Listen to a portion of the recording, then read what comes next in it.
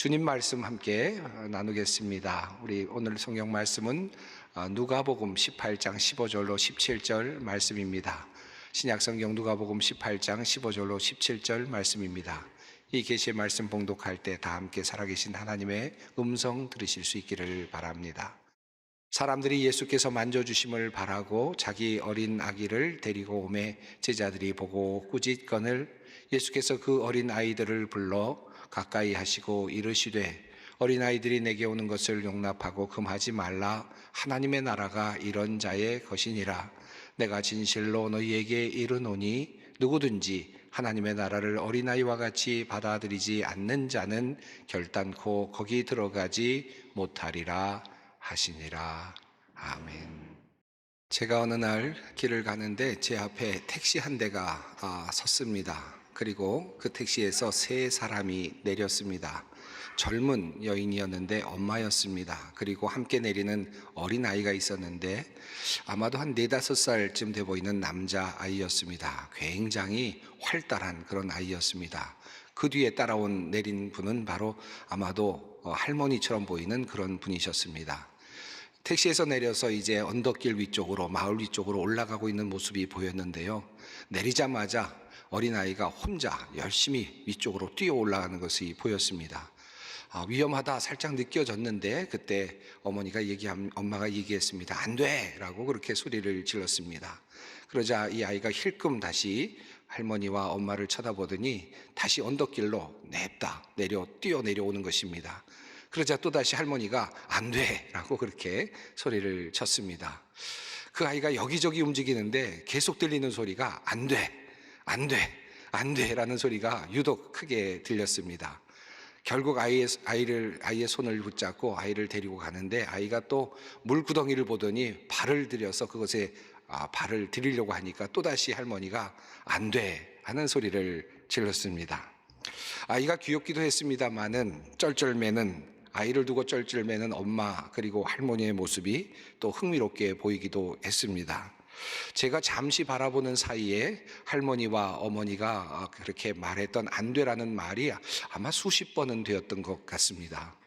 그런 과정을 제가 살펴보면서 제 마음속에 이런 생각이 들었습니다. 우리 아이들에게 평생 동안 우리 부모님들이 안 되라는 말을 몇 번이나 할까? 그런 한번 생각을 해봤습니다. 여러분 몇 번쯤 하신 것 같습니까? 아마 셀 수 없이 많이라고 대답을 하실 수밖에 없을 것 같습니다. 아이가 태어나면서부터 우리 부모님들이 입에 달고 있는 말이 하나 있다면 그것은 바로 안 돼라는 말이 아닐까 하는 생각이 듭니다. 생각할수록 우리가 우리 자녀들에게 긍정의 말보다는 부정의 말을 참 많이 하고 있구나 하는 생각을 하게 됩니다. 왜 그럴까요? 우리 자녀들이 이 세상에서 사고를 당하지 않고 살기를 원하기 때문이겠죠. 실패하지 않기를 원하기 때문이겠죠. 아프지 않기를 원하기 때문이겠죠. 외롭지 않게 살아가기를 원하기 때문이겠죠. 잘 살기를 원하기 때문이겠죠. 행복하게 살 수 있게 되기를 간절히 원하기 때문이겠죠. 그래서 부모님들이 하는 말이 바로 안 돼! 라는 그런 말입니다. 뛰다가 다칠 걱정 때문에, 올라가다가 떨어질 것 같은 걱정 때문에, 놀면 공부 못할까봐 하는 걱정 때문에, 친구 만나면 못된 친구 만날까봐 하는 그런 걱정 때문에 부모님들은 자주 자녀들에게 꾸짖게 되고 그리고 맞게 되고 그리고 야단을 치곤 합니다. 그 사이에 아이들에게는 상처가 쌓여갑니다. 잘 살게 해주고 싶어서 행복하게 만들어주고 싶어서 하는 말이었는데 도리어 아이들에게 행복을 주지 못하는, 도리어 상처를 주고 큰 근심을 주게 되는 그런 일들을 종종 우리들의 가정 속에서 보곤 합니다. 간섭하고 막고 억압하고 이해하지 못하는 아버지 그리고 어머니, 그 모습 속에서 아이들의 마음이 다치는 경우들을 종종 봅니다. 우리 청소년 중에 그렇게 아버지, 어머니에게 상처를 받고 힘들게 살아가는 그런 사람들이 상당히 많이 있습니다. 어쩌면 여러분의 자녀도 여러분은 모르고 있을지 모르지만 부모님들에 의해서 큰 상처를 받고 있을지도 모를 일입니다.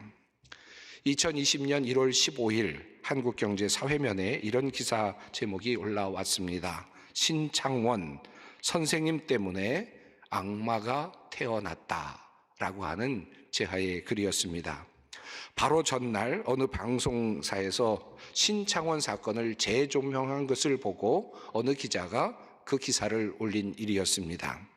사실 신창원의 사건은 1997년여로 뒤돌아가죠. 아주 오래전의 사건이었는데 아마 많은 사람들이 그의 이름을 기억할 만큼 큰 사건이었던 것 같습니다.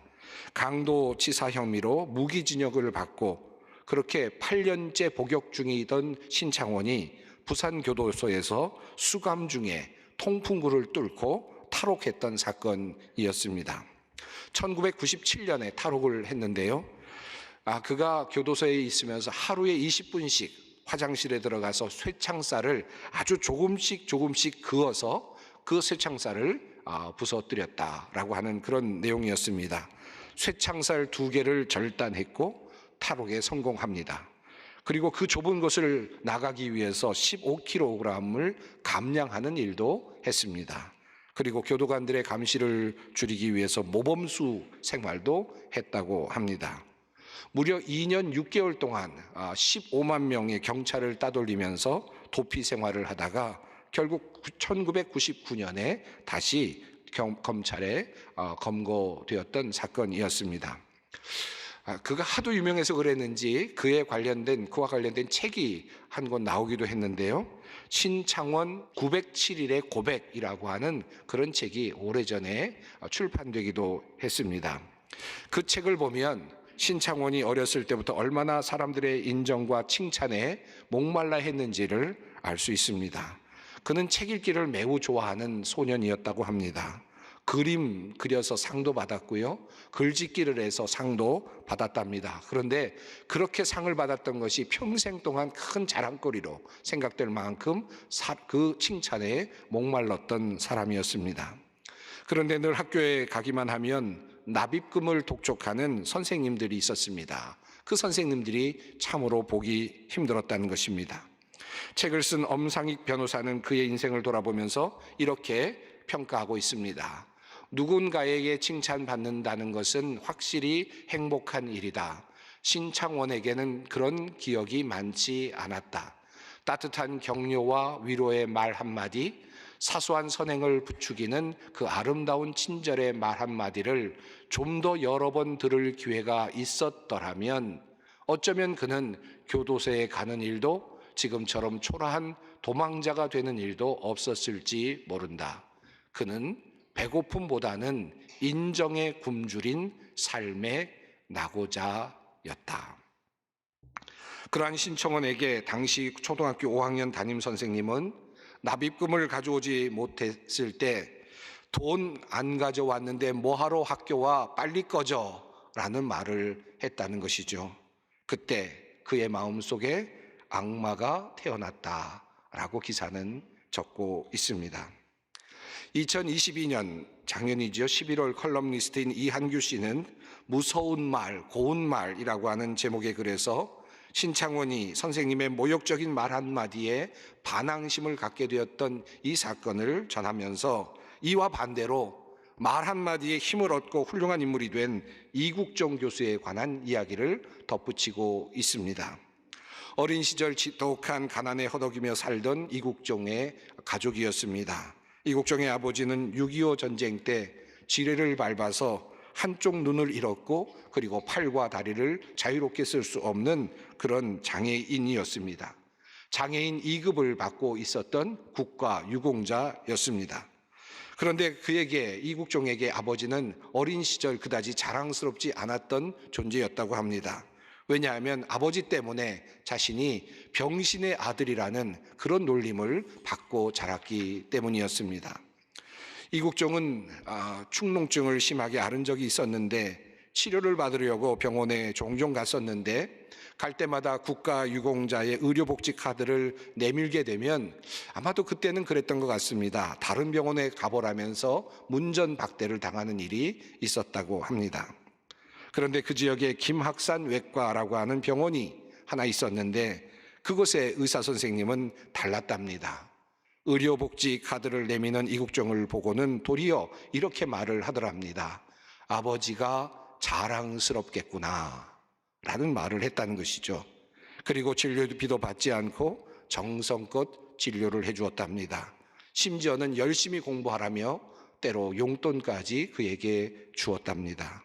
이 말 한마디가 어린 이국종의 삶을 결정했다라고 컬럼니스트 이한규 씨는 말하고 있습니다. 실제로 나무위키에 나오는 이국종에 대한 글에도 이런 내용이 자세하게 나타나고 있습니다. 말 한마디가 얼마나 중요한가를 보여주는 아주 귀한 사례라고 할 수 있겠습니다. 여러분, 우리가 지금 무슨 말을 하고 있을까요? 우리 자녀들에게 우리는 어떤 말을 하고 있습니까? 우리의 미래 세대의 사람들에게 우리는 지금 어떤 말을 지금 하고 있습니까? 계속 안 돼 라고 하는 말을 하고 있을까요?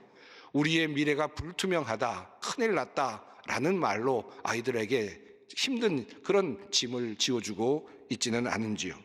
정말 우리는 자녀들 앞에서 긍정의 말을 하고 있는지 한번 주님 앞에서 한번 우리 자신을 돌아보았으면 좋겠습니다. 오늘 본문을 한번 다시 살펴봅니다. 사람들이 예수께서 만져주심을 바라고 자기 어린 아기를 데리고 오매 제자들이 보고 꾸짖거늘 예수께서 그 어린 아이들을 불러 가까이 하시고 이르시되 어린 아이들이 내게 오는 것을 용납하고 금하지 말라. 하나님의 나라가 이런 자의 것이니라. 내가 진실로 너희에게 이르노니 누구든지 하나님의 나라를 어린아이와 같이 받아들이지 않는 자는 결단코 거기 들어가지 못하리라 하시니라. 우리는 이 말씀을 읽을 때마다 어른의 입장에서 이 말씀을 주로 읽곤 합니다. 즉 예수님께 나오던 아이들을 제자들이 막았을 때 예수님께서 하신 말씀, 어린아이들이 내게 오는 것을 막지 말라는 이 말씀에서 우리는 한 가지 예수님의 귀한 뜻을 발견하죠. 아, 예수님은 아이들도 환영하시는구나, 아이들도 기쁘게 맞아주시는구나 라고 하는 사실을 확인합니다. 또 한 걸음 더 나아가서 누구든지 하나님의 나라를 어린아이와 같이 받아들이지 않는 자는 결단코 그곳에 들어가지 못하리라 라는 말씀을 묵상하면서 그렇다면 우리가 어떻게 하면 어린아이와 같이 될 수 있을까라는 관점에서 이 말씀을 묵상하곤 합니다. 오늘의 본문을 어른의 관점에서 본다면 분명 이 두 주제는 매우 중요한 관점이 될 것입니다. 그리고 사실 우리는 이런 관점에서 오늘의 본문 말씀을 해석해 온 것이 사실입니다. 우리는 이러한 주님의 말씀을 근거로 해서 유아 세례를 베풉니다. 사실 예수님께서 직접 아이들에게 세례를 베푸셨다는 기록은 성경에 없습니다. 또 예수님께서 어린아이들에게 세례를 베풀라고 명령하신 것도 성경에서는 발견되지 않습니다. 그래서 어떤 교파에서는 유아 세례를 주는 것을 반대하는 그런 교파도 있기는 합니다. 하지만 대부분의 기독교 교단과 교회에서는 오랜 전통 속에서 유아 세례를 거행하고 있습니다. 그 근거가 되는 성경 구절이 바로 오늘 본문 말씀입니다. 예수님께서 아이들을 기쁘게 맞아주시고 아이들을 만져주셨으니 우리가 유아 세례를 베풀 때 주님께서도 기뻐하실 것이다 라는 믿음을 가지고 유아 세례를 거행하는 것입니다. 또한 우리는 이 말씀 속에서 우리가 어린아이와 같이 되어야 한다는 주님의 말씀을 늘 상기하곤 합니다. 어린아이와 같은 신앙이란 무엇일까에 대한 늘 관심이 있습니다. 그리고 우리는 그 결론으로 순전해야 되겠다라는 그런 교훈을 받고 또 어린아이와 같이 낮아지는 겸손의 삶을 살아야 되겠다라고 하는 생각을 하게 되고 믿음으로 부모를 의지하듯이 하나님을 의지할 것을 깨닫고 그런 삶을 살 것을 결단합니다. 어른의 관점에서 볼 때 이러한 설교의 메시지는 우리의 신앙이 어떠하여야 할지를 알려주는 매우 중요한 내용을 담고 있다고 할 수 있겠습니다. 자, 그러면 이 본문을 어른의 관점이 아닌 아이의 관점에서 읽으면 어떻게 이 말씀이 보일까요? 자, 어린아이가 하나 있습니다. 이 아이는 지금 부모를 따라서 사람들 틈에 끼어 있습니다. 수많은 사람들이 예수님을 둘러싸고 있습니다. 그래서 예수님이 잘 보이지 않습니다. 예수님이 강론하시는 소리가 들리기는 하는데 무슨 말씀인지 이해할 수도 사실은 없습니다. 그저 엄마와 아빠와 함께 나와서 지금 거닐다가 사람들 틈에 지금 끼어 있을 뿐입니다. 엄마 아빠의 주위에서 이리저리 움직이고 있는 어린아이를 한번 상상해 보시기 바랍니다. 한 번은 아빠가 아이를 자신의 목에 태워서 멀리 계시는 예수님을 볼 수 있게 목마를 태워 주었습니다. 아, 저 멀리 계시는 예수님, 많은 사람들이 저분을 보기 위해서 이렇게 사람들이 모였구나. 아마도 그런 생각을 하면서 멀리 있는 예수님을 잠시 보았겠죠. 그런데 뒤에 있는 어떤 사람이 아이 때문에 예수님이 안 보인다고 소리치자 다시 아버지는 아이를 목마에서 내려놓습니다. 다시 아이에게 보이는 것은 그저 사람들의 뒷모습일 뿐입니다. 그들의 엉덩이, 그들의 그저 뒷모습, 그저 그들의 속에서 둘러싸여 있는 그와 같은 모습이었을 것입니다. 차츰 아버지가 예수님을 가까이 사람들을 제치고 나아가기 시작합니다. 아이도 점차 예수님께 점점 가까이 다가갔습니다. 이제 예수님의 모습이 잘 보이는 지점까지 나왔습니다. 아버지는 아이의 엉덩이를 밀면서 예수님께 나아가 보라고 손짓을 합니다. 한번 가봐라 라고 하는 손짓을 합니다. 예수님께서 혹시나 아이를 맞아주시고 쓰다듬어 주시고 안수해 주시면 얼마나 좋을까 하는 그런 마음으로 아버지는 아이의 등을 떠밀고 있었을지 모릅니다. 예수님께 나아가도 될까? 아이는 조금 머뭇머뭇하고 있었을 것입니다. 나갈까 말까? 라고 하면서 부모의 얼굴을 보고 있던 바로 그때 제자들이 막아섰습니다. 안 돼, 안 돼 라고 하는 소리가 들립니다. 어린아이들은 가라. 내가 올 자리가 아니야. 예수님이 피곤하신데 너희들까지 귀찮게 하지 마라. 정신사납게 왜 너희들까지 나와서 이렇게 혼란스럽게 하느냐라는 이야기가 들렸을 법합니다. 제자들은 하고 싶은 말이 많았을 것이고 그 말을 어린아이에게 그리고 부모에게 쏟아 부었을 것입니다. 그러한 모습을 성경은 한마디로 이렇게 묘사하고 있습니다. 제자들이 보고 꾸짖거늘.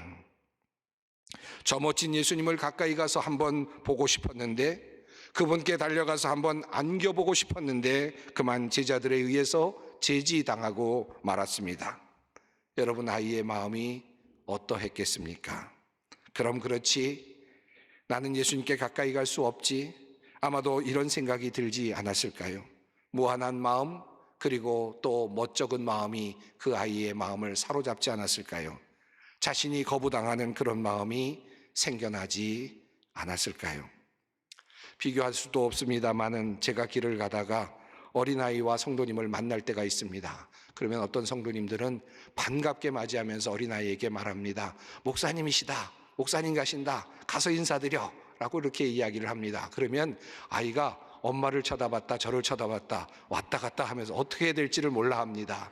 그리고는 주섬주섬 저에게 다가옵니다. 그러면 제가 달려가거나 가까이 가서 아이를 안아주거나 손을 이렇게 잡아주면 그때서야 얼굴이 조금 펴집니다.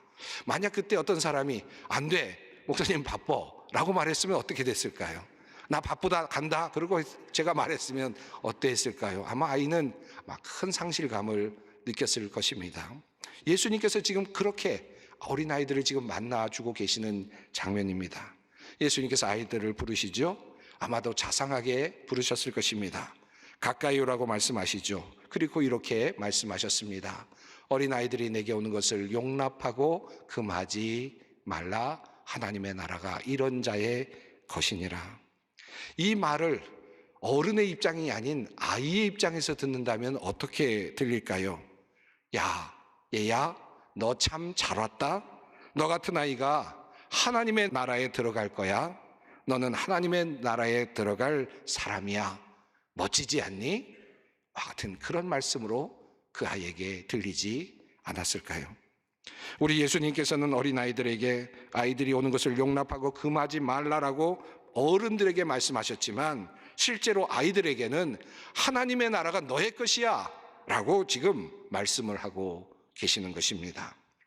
이 얼마나 놀라운 말씀입니까? 이 아이의 마음이 어떠했을까요? 하나님의 나라가, 내가 하나님의 나라를 가질 수 있다고, 내가 하나님의 나라에 들어갈 수 있다고, 나 같은 아이가 하나님의 나라를 가질 수 있다고, 아마도 그 아이는 벅찬 감격으로 예수님의 말씀을 들었을 것입니다. 아마도 그 아이는 평생 동안 그 예수님과의 만남, 그 예수님의 말씀을 잊지 못했을 것입니다. 그리고 예수님은 그렇게 아이를 맞아주셨고 놀라운 축복의 말씀을 해주신 것입니다. 여러분, 이후에 이 아이가 어떻게 되었을까요? 성경은 그 아이의 이야기를 더 이상 하고 있지는 않습니다만은 저는 이 아이가 후에 하나님 나라를 세우는데 매우 중요한 일을 감당한 그런 인물이 되었을 것이라 믿습니다. 예수님은 어린아이를 막지 아니하셨고 피하지 아니하셨고 도리어 아이를 부르시고 긍정의 말씀을 주셨고 그들을 축복해 주셨습니다. 아이에게 하늘나라의 소망을 심어 주셨습니다. 사랑하는 여러분, 우리는 아이들을 어떻게 대하고 있습니까? 안 돼 라고 하는 말, 또는 책망의 말, 걱정의 말, 저주의 말, 혹은 우리는 이런 말로 아이들에게 상처를 주고 그 안에 악마가 들어가도록 하고 있지는 않습니까? 예수님은 우리 아이들이 하늘나라의 꿈을 꾸도록 해주셨고 사랑받는 사람으로, 거부되지 않는 사람으로 자라나게 해주셨습니다. 하나님의 나라가 너의 것이다. 너는 하나님의 나라의 백성이 될 것이다. 이 꿈을 주님께서는 아이에게 심어주셨습니다. 우리들은 자녀들에게 무슨 말을 합니까? 너 그렇게 살아서 밥 벌어먹기나 하겠니? 또는 뛰다 다쳐? 우리는 한 걱정하면서 이렇게 이야기를 하죠. 그래, 뛰어봐라. 그래서 하늘까지 한번 다 봐라. 왜 우리는 이런 말로 아이들을 격려하지 못할까요? 예수님은 아이들에게 너는 하나님의 나라를 가졌다고 말씀을 해 주셨는데 말입니다. 오늘 우리는 유아 세례식을 거행하고 있습니다.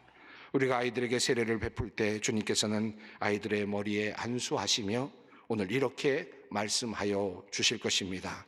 하나님의 나라가 너의 것이다. 마음껏 살아보렴. 행복하게 살아라.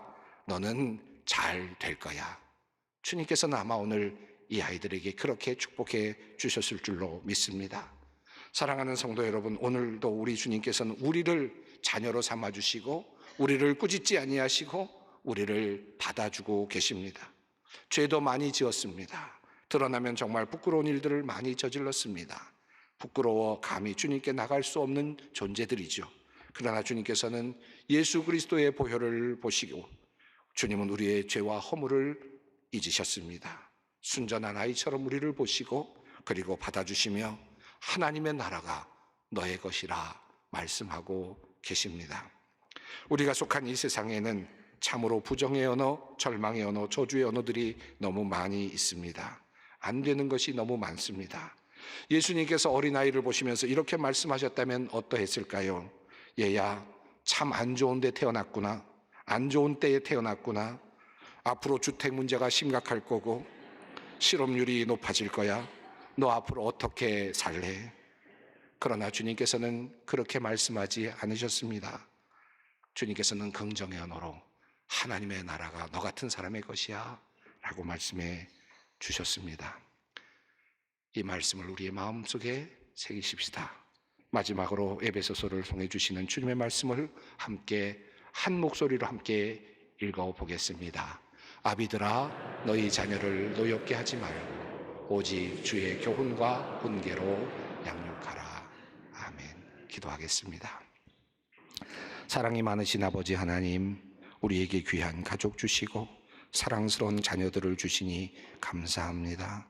하나님의 사랑으로 양육하고 주님의 말씀으로 훈계해야 할 우리들이지만 우리는 주님의 말씀보다는 그저 세상의 언어로 그리고 부정의 말, 절망의 말로 우리의 아이들을 길러왔음을 회개합니다.